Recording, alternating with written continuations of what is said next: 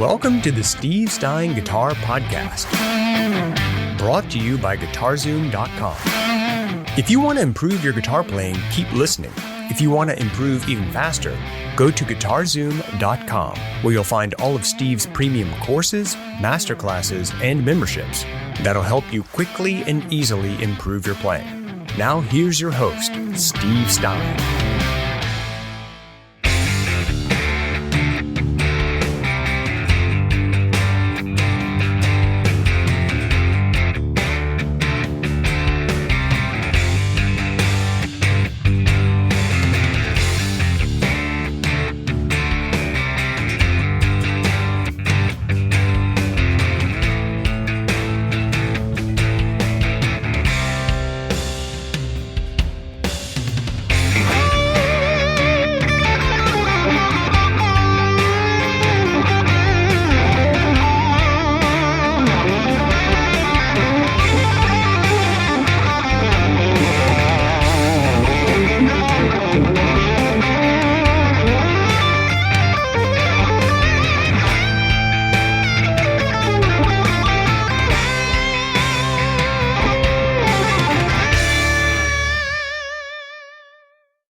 Hey, Steve Stine here, and what I'd like to talk to you about now is the importance of understanding that blues is such an awesome style of music, but we tend to forget that when we play blues or when we write blues songs, they don't have to just be 12-bar blues, right? We can do all kinds of cool things. So, for instance, what I've got here is a little riff that I wrote, just very straightforward, and it's using a 1 chord, and it's using a 4 chord, and it's using a 5 chord, and a couple other things in between. But what I'm doing right now is I'm using my bootlegger guitar here.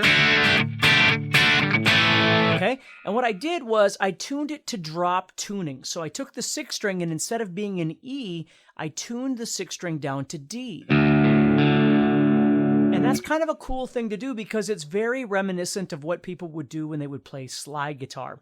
A lot of old blues guys would play slide guitar with open tunings, they called it. Well, I'm not tuned completely open. I'm just tuned with the 6th string down to D, which enables my guitar to be able to be played like this. So I've got a plain old D chord here, but I've got that 6th string tuned to D, so I can strum all 6 strings and get this D sound. So what I did was I just created a riff out of the first chord. Now, my first chord is this, which is a D chord, okay? It's D. That's what it's tuned to is open D. So if you think about it, normally you'd play E like this.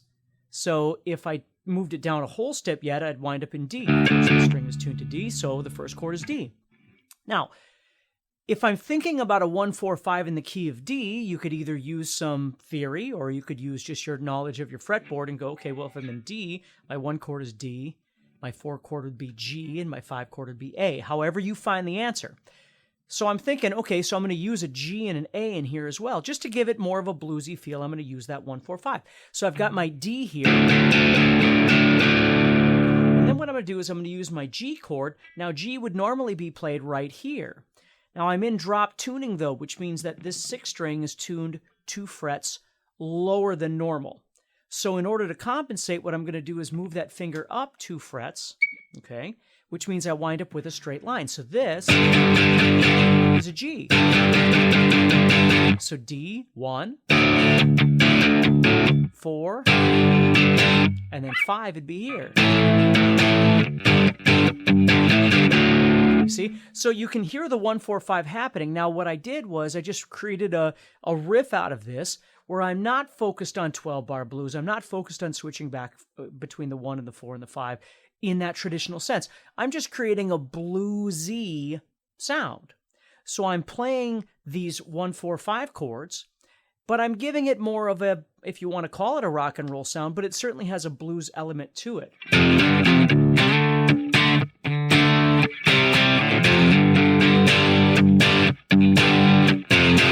So that's all I'm doing right there. I love to play in drop D. I love to play in standard tuning too, but I love to play in drop D because I come up with different kinds of ideas than I normally would if I was playing in standard tuning. So what I've got here is this. So I'm playing 3-5-3-0, and you'll notice because of the drop tuning, it accommodates using one finger to play your chords.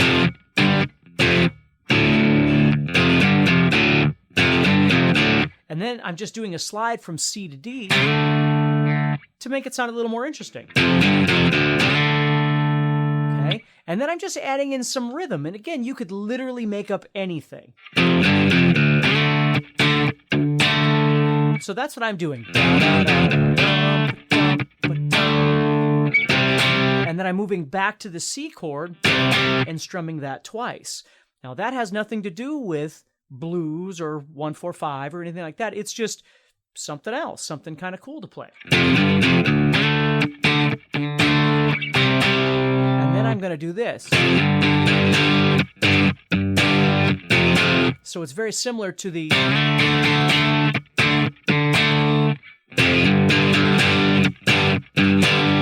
You see? So that's all I'm doing. So if you think about it, I'm doing the same pattern twice, just on two different, on different strings. So I've got this, that's the first part, and then I've got this, and then, so very similar.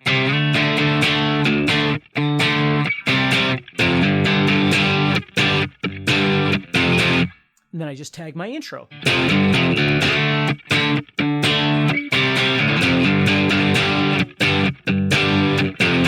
And that's my main riff.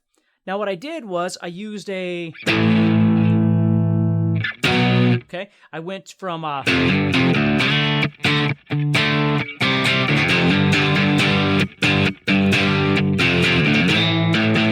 went up here to the let's see. So I went up here to the 5 chord. Okay. But then to make it a little less bluesy and just a little more blues rock and roll, then I went back to the C. And actually went to it as a C7. Okay. So I'm using the 4 chord, in my riff.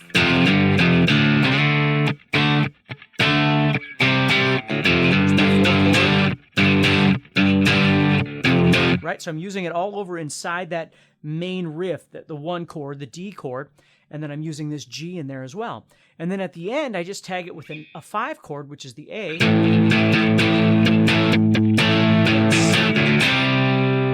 or C7. I actually use both of those in the recording. I use a C and a C7, but that's what I'm doing. That's all. So again, what's really cool about this then is you're giving yourself a different rhythm, a different vibe, a different tempo, different groove, all these different kinds of things than just the 12-bar blues. There's nothing wrong with the 12-bar blues. I love the 12-bar blues. But this is just giving you another opportunity to do something a little different is all. Okay? So, and then when it comes time to do your soloing, you're in D. So you're just doing all the stuff you normally like to do.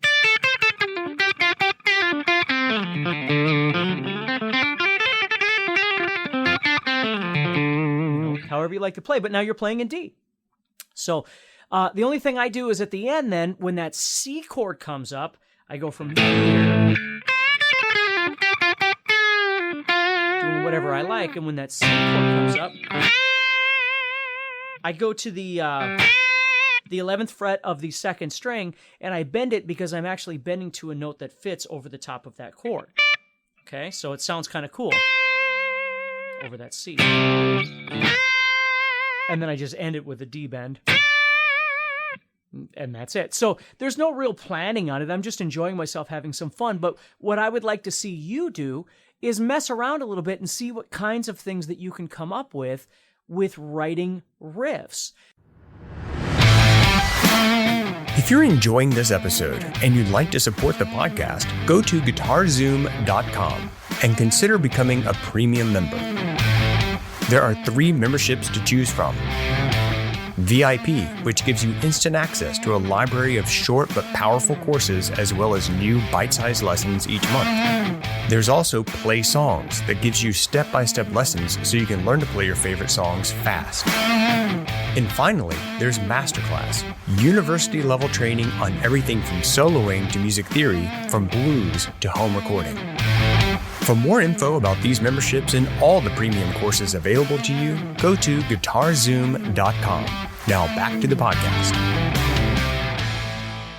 You know, play the blues, play 12-bar blues, all those kinds of things, but explore some other ideas, right? Now, right now, again, I showed you how I'm in drop D. Well, I'm going to go back up now. Okay, so now I'm in E, just back to normal, right? So let's say instead of just doing a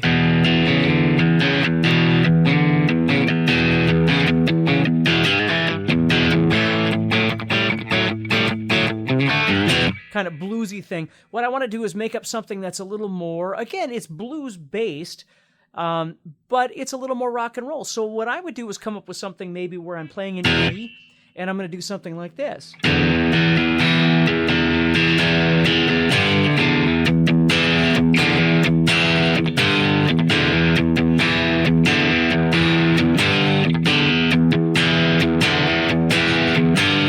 I could do the same thing over the 4 chord, which is the A.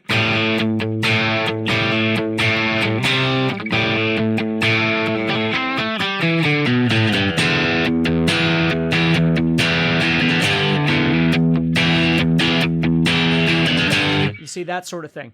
But when the 5 chord comes up, which is the B in this case, again, maybe I don't want it to be so bluesy, so I go to that B. Maybe I go to something else.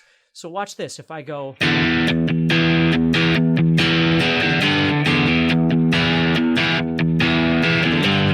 I'd probably do that a few times while the singer's singing.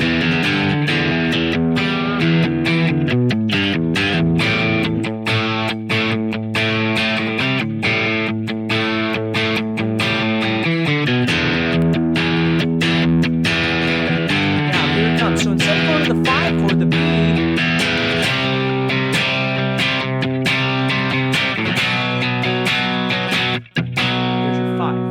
I went to C first, which made it sound a little deceptive.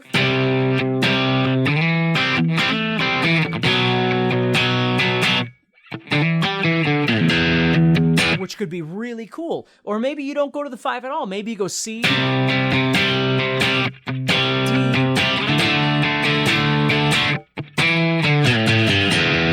and then you're back again. So again, you're giving it this really cool bluesy sound, this bluesy feel, but not feeling like you're tethered to the 12-bar blues per se. You know, this for me is where just a ton of bands lie, whether it's ZZ Top or Stevie Ray Vaughan or AC/DC or Led Zeppelin or on and on and on. I mean, we could name a million different bands that have bluesy elements. Joe Bonamassa, right? Could be anybody. John Mayer, where some songs are 12-bar blues, no doubt about it. But then there's these other songs that aren't, that give you this really cool kind of sound. And it's just really fun to sit around and make some things up and have some fun and not always feel like you have to play the same thing over and over and over. You know, 1 chord, and then you go to your 4, and then you go back to your 1. Make up something cool and post it and let me see it. Let me see what you come up with and what kinds of cool things that you're doing. So you've got some time here. Obviously, there's no rush in this, but have some fun. You know, if at the very least you've got some sort of mobile device or something that can give you a drum beat that you can mess around with, that's always really fun. Or you can just think, you know, just get a beat in your head and just start thinking about that a little bit. Dun, dun, dun, dun.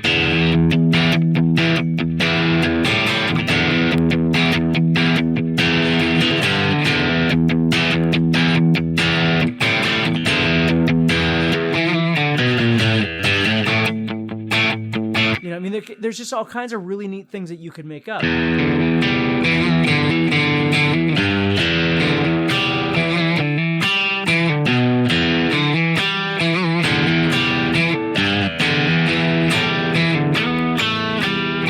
know, just cool, really cool. And then you got a boom, ba, da, boom, boom, ba. Really slow beat that you could be playing over and different stuff like that. So don't worry about always trying to make things way too complex. Just have some fun with it and see where you can go with it. And again, it gives you a lot of really neat things. Then when you go to solo over this,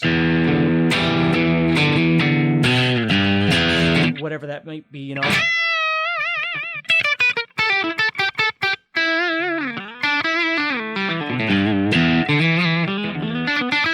You know, you can have some fun going all over the place and not just going, well, I got to go to a 1 right away. What I find, that kind of actually reminded me a little bit of Levee Breaks by Led Zeppelin, where a lot of times what I think is really cool is when somebody's playing a riff like that and your brain goes, oh, the 4 chord is coming, but then it doesn't. It just keeps going. It just keeps that static thing going. And where you anticipate there should have been a 4 chord like there traditionally would be, there's no change at all. It just keeps doing that same thing over and over and over. I think that stuff is really, really cool. So it's a great thing for you to try and practice to get your own chops together, but certainly from a songwriting perspective, write in the realm that you're comfortable with, but just do some different things and have some fun with it. It's really important. So take care, practice hard. Remember, have some fun here. That's the most important thing. There's no reason why you shouldn't be writing songs and having some fun and getting your music out there just like anybody else does, right? You just got to stop thinking that it's so difficult, and also learn how you can take something so small like what we're doing right now and just tweak it a little bit and make it into something completely new and fresh. Next time on the Steve Stine Guitar Podcast. All right, Steve. Take it away, my friend. Okay, well, basically what we're going to be doing is over the next few sessions that Dan and I are doing here is that we're going to set up some ideas of better understanding how blues works, and certainly how to approach it methodically, right?